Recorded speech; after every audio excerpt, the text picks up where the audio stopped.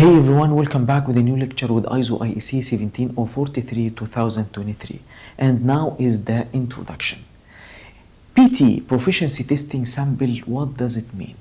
This is a sample used to demonstrate the competency of conformity assessment bodies seeking for accreditation. When you need to be accredited as a lab or any other organization, any conformity assessment body, you have to analyze PT sample for each activity to demonstrate your competency, and your result should be within acceptable range determined by the PT provider. So PT sample is very important sample. This document also contains some requirements from PT providers. When they apply these requirements, that will enable them to demonstrate their competency in preparing PT samples and also providing a valid evaluation of participant competency. PT is based on interlab comparison concept. Comparison between laboratories. You need to demonstrate your competency, but many laboratories will participate in this PT, comparing measurement or test results from different laboratories to evaluate their performance. They will determine the result of PT from the result of laboratories. Then they will have some calculations. At the end, they will provide assigned value and acceptance range for this sample. Then you should be within this acceptance range to be accepted, and after that to be accredited according to whatever certificate you need. And also here we have two notes. First note, laboratories. Any conformity assessment providing testing, calibration, inspection or sampling, same like in 17025 also. And measurement method, measurement procedure or test or method, all are same. Comparison between different laboratories in the PT scheme can help laboratories in different things. And here, why interlab comparison used in PT?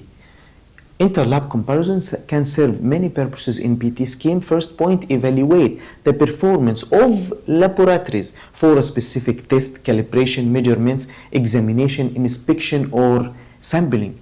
If you analyze PT sample and you were within the acceptable range according to the PT provider result, in this case you can say that your method is valid to be used for analysis of routine samples. So this is the first point. Evaluate the performance of your procedure or anything such as calibration, measurements, examination. The whole process, even sampling, is valid. So identifying the second point, identifying lab problems for a specific method. Now you have a method, you have developed a specific method inside your lab in-house method. And when you analyze PT, you found yourself not within the acceptable range. So in this case, you have a problem and you need to fix. So you identify the problem using or analyzing the PT sample.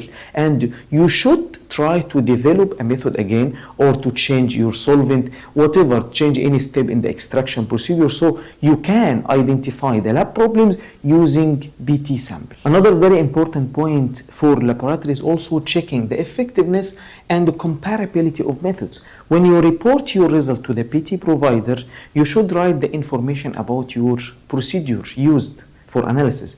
So you will find in the report, in the final report, all procedures reported, and you will compare your result with another lab or another laboratories using the same procedure. If you found in the report many methods using the same procedure, you should compare your result with them. Do laboratories following the same procedure have comparable results?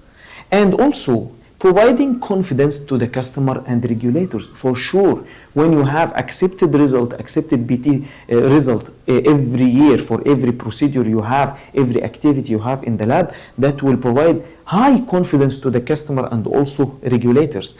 And also identifying differences between results. Now you will identify the differences between results. As example, if you run PT sample for many years and every time you have low result, accepted within acceptable range, but low result or high result, always high or always low, but within acceptable range. Now you can decide that there is a systematic effect on your results. Systematic effect may be from the matrix effect, from anything else, and maybe in the future you will have a problem and you will have a failed BT, so you should try to do something to fix this systematic effect. And that was the end of our lecture for today. Thank you, and see you in the next lecture.